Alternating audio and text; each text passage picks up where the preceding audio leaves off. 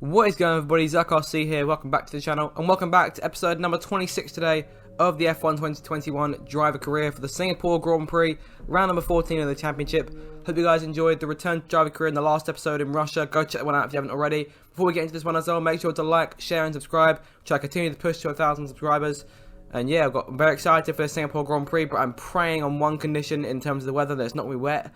But we're going to the workstation now and see what that weather will be looking like. Here we are then in the workstation, get ready for first practice in Singapore, and I can already see from this main view that it's going to be raining for the race, and that's the one thing that I do not want, because rain in Singapore is hellish. For those of you who saw Monaco earlier this season, that was a nightmare too. Hopefully we'll finish this time. Pierre with there, the weekend preview as always. Jeff with the weather forecast. It's me dry conditions on track for qualifying, which is good, but it'll be wet during the race. Let's try and navigate that as best we can. Right, so without further ado, I'm going to jump into first practice, doing quick practice as always, and this time we'll try a bit of a different strategy in terms of the practice programs. We're going to scroll on over to ERS management, and we'll try and get one on each type of program before we go on. So we'll take one there, they'll all be 100% to start off with, so we'll be able to get 3 out of the gate in at least one on each one, and then we go on qualifying pace, getting that one, and last of all, for this first session, we're going to race strategy, which always takes the longest, at least like half the session, and we've got about 30 seconds left to spare, so it's just enough. So we've got one on each then to start things off. On to practice number 2 now, and we'll start working a bit more on race strategy in terms of those programs. Get a quick 9-minute one here out of the blocks, 70% chance of success. Can we get it first time? Yes, we can. That's always a good start. Try and get another one here, another 7 minutes. We've got about half the session to go, just under half the session. We've got 3 for now. We're going to try qualifying pace, get a couple of them out of the way. Got a completed one there. I haven't got time for any more. And qualifying pace, try and get one for ERS management. Can we get this one that will really help us out here? Yes, just about. Right, so 3 on race strategy and 2 on qualifying pace and ERS management. That's a decent run so far. And then last quick practice session, practice number 3. Jumping into that one now. I'll try and get the third ones on each of the qualifying pace and ERS management. We'll do qualifying pace first. Quick 7 minutes out of the blocks. And it's completed, so that's good. We've got ERS management, try and get another one there. We still have half the session left, should we complete it? Oh, we failed it. And that could make things a lot harder. Might be able to get another one in. Can we pass it this time? Yes, we can. Right, and let's have one more look at qualifying pace, see what we can get out of that. If we can get a 4th, that could really help us in qualifying. So here we go then, can we get it? Yes, we can, with 8 seconds to spare. Right, so end of the practice thing, race strategy 3 out of 5, qualifying pace 4 out of 5, and ERS management 3 out of 5. Not too bad at all. In terms of resource points, we've got 500 for ourselves and 600 coming from Ricardo, our teammate. So that's going to bring us up to 3,135 resource points. And we've got quite a few development boosts this time. Last time we only got 1 or 2, so it's good to have those extra, just those few points being taken off here and there. Those are really helpful in the long run, because over time they build up and you get more percentage off of them. Like this durability one there is 12% in all. That's about to become 15 because it's the same ones. That's always good. And in terms of driver acclaim, we've gained a bit more. We reached level 10 last episode, so I'm going to try and improve on that. Here we are then, back in the workstation, getting ready for the start of the race. Qualifying is already completed. A couple of emails to go through here before the race itself, and that's just one from Jeff, but the pre-race stuff as always.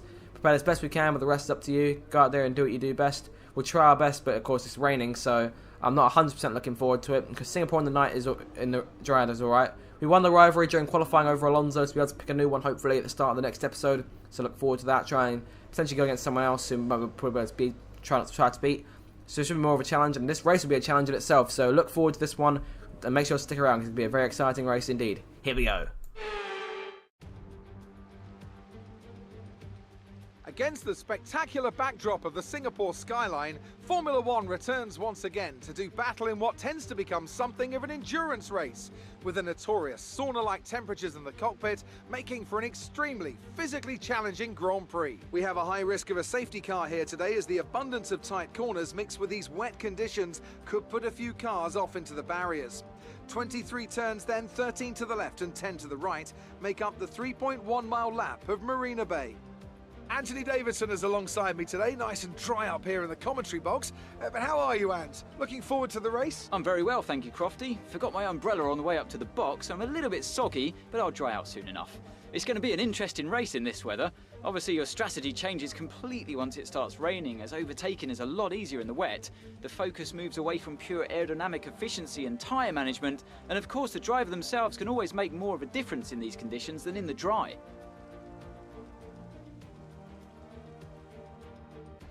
Off the back of a fantastic qualifying session, it's time to see how our starting grid looks for today's race. An immense lap from Lewis Hamilton yesterday puts him on pole position, and Valtteri Bottas will line up alongside. Moving on to the rest of the grid, we have Verstappen, Leclerc, Sergio Perez and Sainz, Ricciardo, Cohen, Norris and Pierre Gasly, Fernando Alonso, Vettel, Kimi Raikkonen and Tsunoda, Giovinazzi, Russell, Nicholas Latifi and Nikita Mazepin, Stroll and Mick Schumacher. And with lights out just moments away, it's time to go down to the track. So here we go then on the grid, starting from P8 for the start of the Singapore Grand Prix, and it is raining a lot more than I thought it would be. When I saw the weather initially on the radar, I thought it would be just intermediate weather, maybe on the wet side, but we're going full wet for this one, so it's going to be a one stop here. We're still going to turn down the fuel as always. That'll make us a little bit faster because we're carrying less of a load. We'll go 16.5 laps, that should get us to the end. Here we go then, on the grid, 5 red lights now for the start of round number 14 of the championship, the Singapore Grand Prix. The lights are out very quickly and we are underway. It's a decent getaway, kind of slow pull away because we're in the wet. Of course, Norris is there on the right hand side trying to take away 8th place for charge towards turn 1. Ricciardo is out in the distance in front of us. Of course, everyone else just right there. Oh, a bit of a skid down the exit of turn number 1. I'm going to try to go around the outside of Ricciardo if we can.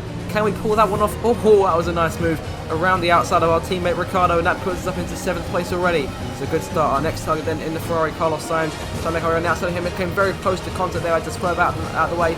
Let's try and go around his outside just to avoid hitting him. He's got decent get away from us. Ricciardo could but under trying to get back at us here for P7 to make our way down the straight. We're going to cover him off down through that right-hander. Try and dug the inside of Sainz if we can. Go very late on the brakes. That was highly audacious. We've squeezed him wide and we've just managed to get away with it there. So that's P6. No warnings, no penalties, nothing like that. Very good start then. But Perez is already about a second up in front of us. It's going to be hard to catch him. Sort of a mistake. And look how quickly that Red Bull is pulling away already. As well as the rest of that top 5 in general. We've got to try and keep out of the wall there. Bit of a skid on the exit of the corner, but managed to save it. Not too much. Not too difficult to handle. Here comes Sainz. Back up our inside though, so he's not done yet. He's going to try and get us on the inside, but he's dropped back, so we use that time to squeeze back in front of him here. Making our way now through one of the more tighter sections on the circuit. Have to be very careful. If we hit the wall there, the race is done. We'll be very careful with the low speed corner. If we're in the wet, we're going to skid an awful lot. We'll be very careful. The throttle on the exit. Sainz might get a good run on us here. He might have a go going into this next right-hander down the straight. That Ferrari's got a very good toe. Will he duck inside? I think he might be safe for the time being. We've got a bit wide though. He might try and sneak inside. Oh, there's contact. Around goes Sainz. No, we've hit him. He's hit us. And that's it. Is he out of the race?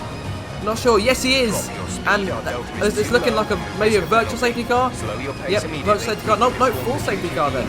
Alright, so full safety car on the first lap. Well, unfortunate for Sainz there, but there's nothing much we could do. We're just trying to hold on to the car ourselves. So that's unfortunate for him. He's a mere casualty in our path of destruction. Moving on to the end, lap number 3 now, regardless though. Sainz is out of the race. We're still up in P6. No damage from our end.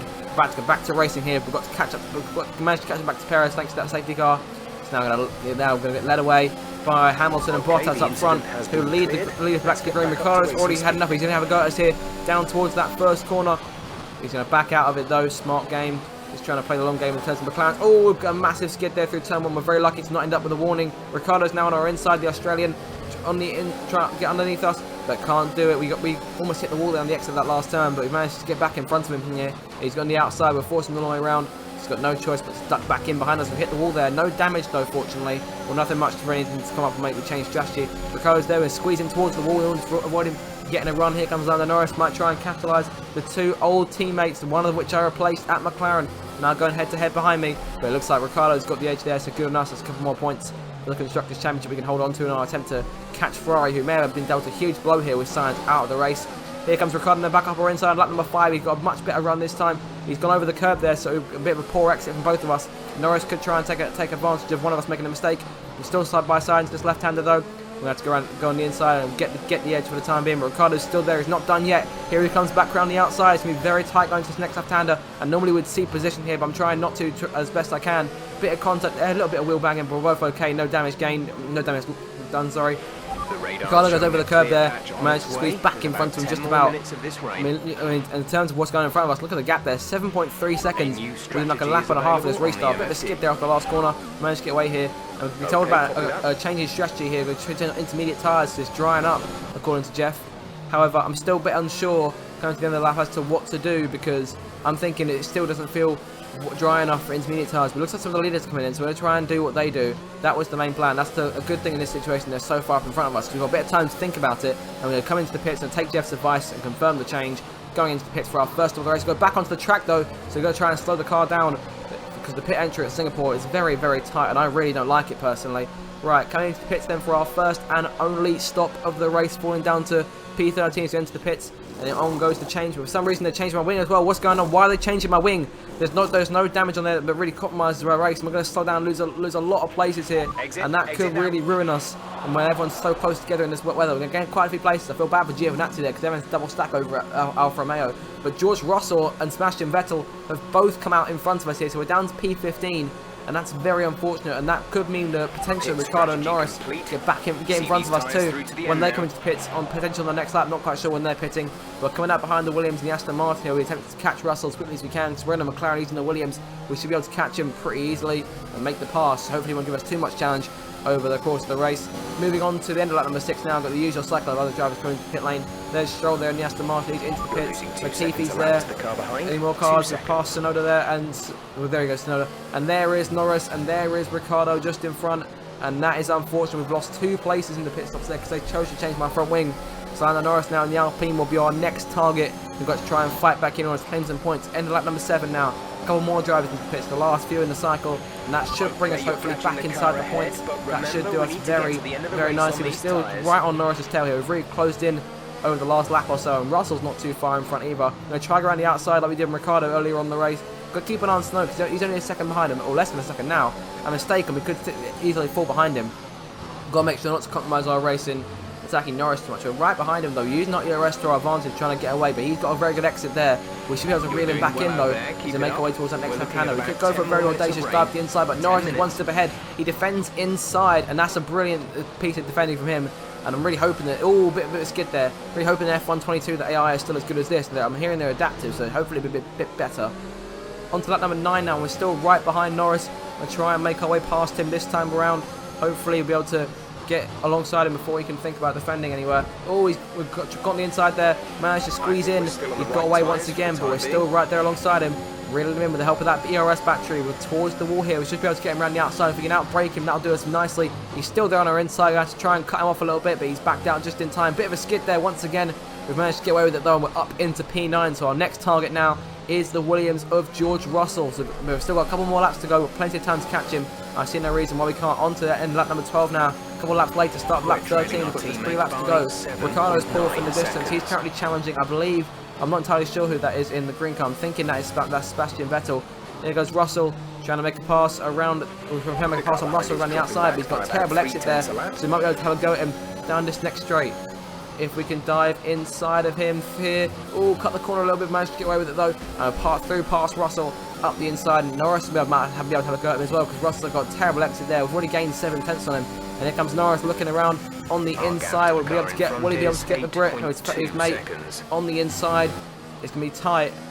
I think he just about got him there. Meanwhile, we're on to lap number 14 now. Moving on to start the final lap of the Grand Prix. Norris is right there behind us. It's going to be very, very tight here. We've still got a decent amount of battery. Hopefully we can still hold him off, because he's still very quick. We've overshot turn 1 horribly there. And Norris might suppose to get close enough. When he go for a move though, DRS has been enabled. That's one thing I forgot to mention. The DRS is now enabled because the track is dry enough, so he might be able to come at us. So we have to use every bit of our ERS here to our advantage in order to hold him off and finish in P8. Ricciardo and Vettel 10 seconds up the road. There's no chance for anything of us catching them in any way. Norris has the DRS, but we're using our battery to our advantage. He's closing in bit by bit. They won't be enough to go for a move on the inside, or for him to have any sort of go at us for the time being. So that's one of the major overtaking spots on the circuit. So we could be safe for the time being. We've just got to hold on here and keep the car nice and controlled on this final lap in order to hold on and take P8. Still a long way to go though. Anything could still happen on this lap, and potentially it could. So he's got to stay nice and careful, make sure not doing anything too egregious, and we might regret later on. Norris just half a second behind us now, so it still could be tight down that next DRS straight, because that's the last real opportunity to attack.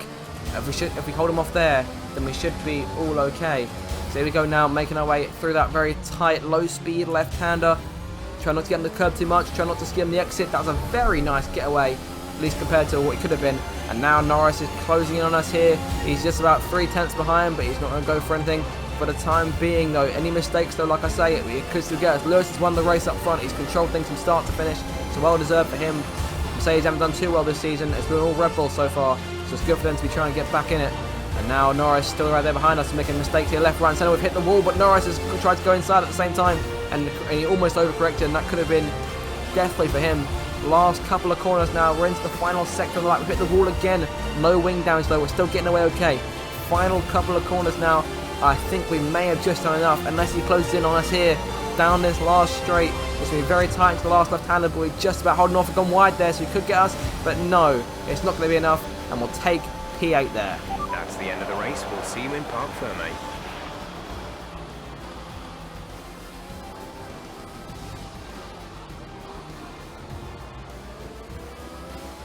And Mercedes have pulled off a great victory here today. Tell me, Ant, how did they manage to achieve this win?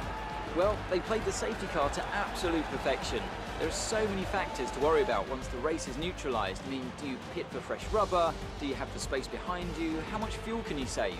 If you answer all of those questions correctly, you'll have a good chance. And that's exactly what happened today. And I can see the drivers starting to approach the podium for the victory celebrations. A real team victory today. Everybody played their part. Congratulations then to Mercedes, your race winners today. So there you have it then, there's your podium. Lewis Hamilton wins the race, his teammate Valtteri Bottas in second place, and championship leader Sergio Perez increases his lead and rounds out the podium at the end of a very exciting Singapore Grand Prix. A result that will make Sergio Perez happy as he pushes his championship lead out even further. After an incredible day of racing, who was your driver of the day, Ant? I have to say Sebastian Vettel certainly caught my eye during today's race. Incredible driving. It's time to see how things are shaping up in the Constructors' Championship. It was a tough race for our championship leaders who lose ground at the top of the table. Meanwhile, good work from Aston Martin this weekend, who pushed themselves further up the order. And with that, we wrap up another weekend of motorsport. But with more races lined up, be sure to join us when we come back with more Formula One. So there is your final results then. Behind the podium finishes, Verstappen finished in 4th place, Leclerc 5th, Vettel 6th, Ricciardo 7th, me in 8th, Norris 9th, and Yuki Tsunoda takes the final championship point. In terms of the Drivers' Championship race, we're still 8 points in front of Gasly now, but we lost a bit of gap to Ricciardo because he's got a couple more points on us this weekend. And with Sainz's retirement, we should have closed in a decent amount in the Constructors' standings. I think we might be able to get away with that. Yes, we have 9 points, or still 9 points in it because Leclerc scored 10 points, so still a bit to catch. Amazing performance out there. I'm sure you're pretty happy with that. How do you think this team will be feeling after that result? Did you feel comfortable in the wet weather today?